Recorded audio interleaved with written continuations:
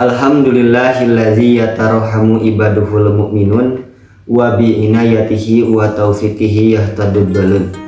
Wa asyhadu an la ilaha illallah wahdahu la syarikalah wa asyhadu anna Muhammadan abduhu wa rasuluhu amma ba'du. Faqala Allah ta'ala fil Qur'anil Karim, a'udzu billahi minasyaitonir rajim. Qul ya ibadiyallazina asrafu ala anfusihim la taqnatu min rahmatillah innallaha yaghfiruz dzunuba jami'a innahu huwal ghafurur rahim. Alhamdulillah pemirsa yang Allah rahmati, di hari ini kita sedikit membahas tentang kajian menjadi seorang hamba Allah. Tidak terlepas manusia adalah makanaul khotok, tempatnya salah, tempatnya lupa. Maka dari itu manusia sering kali berbuat dosa, entah kecil ataupun besar. 11 bulan yang telah lalu kita banyak berbuat dosa, tak terasa, maupun dosa yang kecil, besar, disengaja ataupun tidak disengaja. 11 bulan berlalu, tidak mustahil dipenuhi dengan dosa-dosa.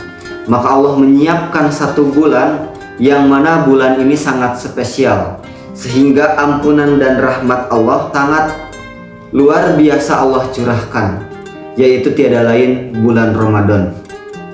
Terkadang selaku orang yang banyak berbuat dosa, entah itu mabuk, mencuri, berzina, menipu, merampok, dan segala rupa, kadang terbesit di dalam hati, apakah Allah mengampuni dosa kita?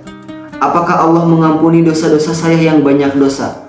Kenapa kalau dihitung dari awal sampai sekarang begitu bergelimangan dosa-dosa ini, begitu banyak? Lalu muncullah di dalam hati, apakah Allah mengampuni dosa saya? Maka pertanyaan yang demikian adalah pertanyaan yang sangat wajar ketika seorang hamba berada di titik kembali, di titik balik. Dia akan merasa, yang pertama merasa banyak dosa, yang kedua khawatir dosanya tidak diampuni Allah Subhanahu wa ta'ala. Maka Allah berfirman terhadap orang yang seperti itu melalui Nabi Muhammad. A'udzubillahi minasyaitonirrajim.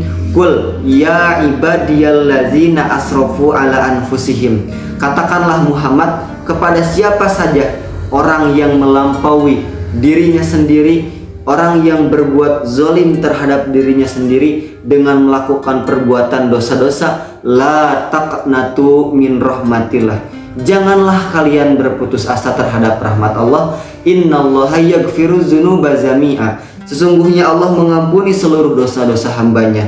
Innahu huwal ghafurur rahim. Karena sesungguhnya Allah Maha Pengampun lagi Maha Penyayang.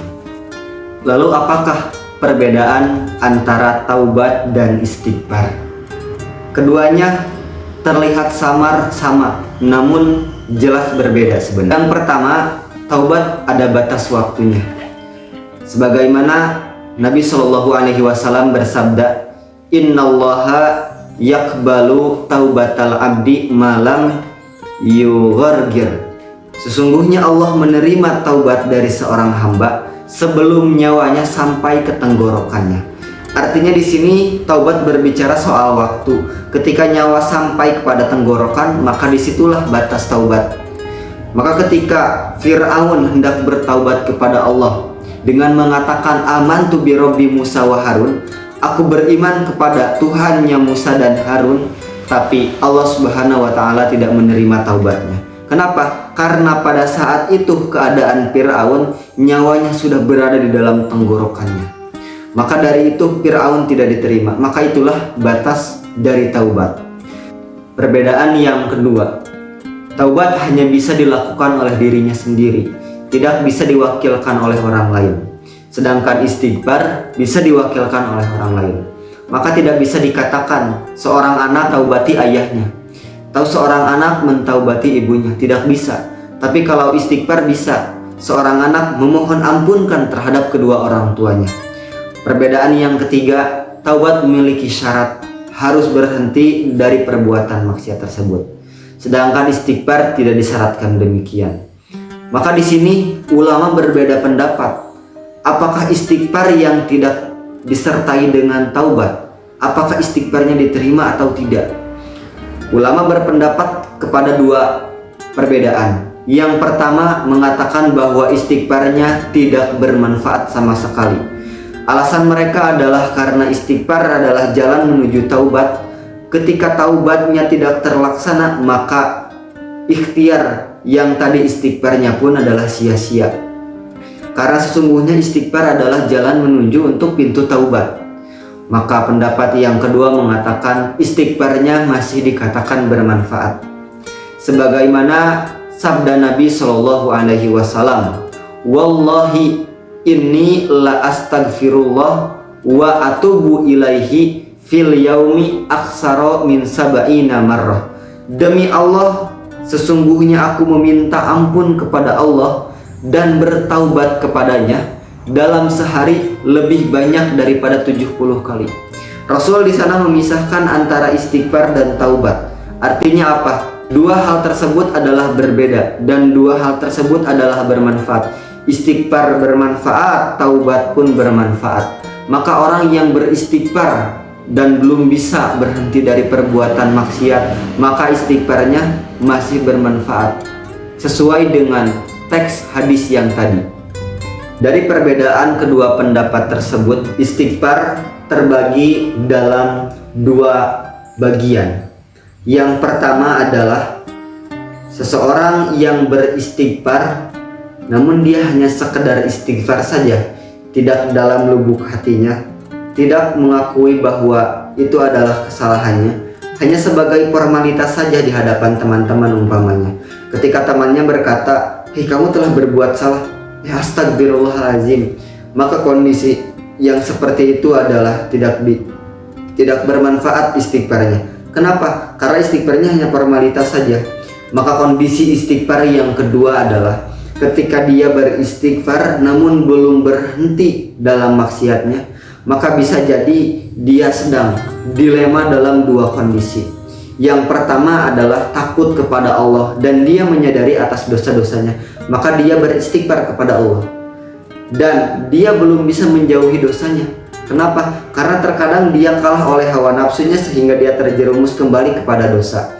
Ketika ingat kepada Allah, dia istighfar. Ketika dia dikalahkan oleh hawa nafsunya, dia terjerumus oleh dosa.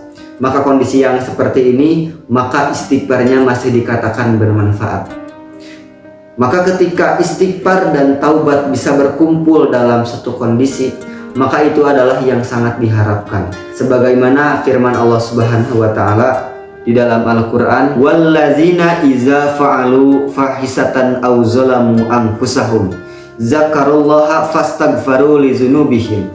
Dan orang-orang yang mengerjakan perbuatan keji atau menzolimi dirinya sendiri dengan perbuatan dosa, zakarullah, mereka mengingat kepada Allah, fastaghfaru lidzunubihim, lalu mereka meminta ampun terhadap dosa-dosanya. Wa may yaghfiru dzunuba illallah, dan tidak ada yang bisa mengampuni dosanya selain pada Allah. Walam yusirru ala ma fa'alu, dan mereka tidak mengulangi lagi perbuatan dosa tersebut. Artinya mereka telah bertaubat kepada Allah. Wahum ya'lamun, sedangkan mereka mengetahui. Maka kondisi yang seperti itu, istighfar yang disertai taubat, maka itu adalah disebut dalam kesempurnaan seorang hamba dalam meminta ampun kepada Tuhannya, dan itu adalah yang sangat diharapkan. Maka dari itu, seorang manusia walaupun tidak terlepas dari yang namanya salah, tidak terlepas dari yang namanya hilaf dan perbuatan dosa, namun janganlah berputus asa, karena sesungguhnya Allah ampunannya sangat luas, Allah sangat menyayangi hambanya. Namun walaupun demikian, Allah tidak pernah bosan mengampuni seorang hamba. Allah tidak pernah bosan memberikan ampunan dan rahmat kepada hambanya. Namun sayang seribu sayang, tapi justru hambanya yang bosan meminta ampun kepadanya. Maka dari itu, semoga kita termasuk hamba-hamba yang banyak-banyak beristighfar, karena Rasul pun orang yang suci, orang yang maksum, dijaga dari maksiat, sehari tidak kurang dari 70 kali bertaubat dan beristighfar kepada Allah. Apalagi kita, makhluk yang penuh dosa. Semoga Allah mengampuni dosa kita. Demikian ceramah singkat yang dapat saya sampaikan. Semoga memberikan ibroh yang luar biasa terhadap diri sendiri dan terhadap yang lainnya. Aqulu qouli hadza wa astaghfirullah li wa lakum. Wassalamualaikum warahmatullahi wabarakatuh.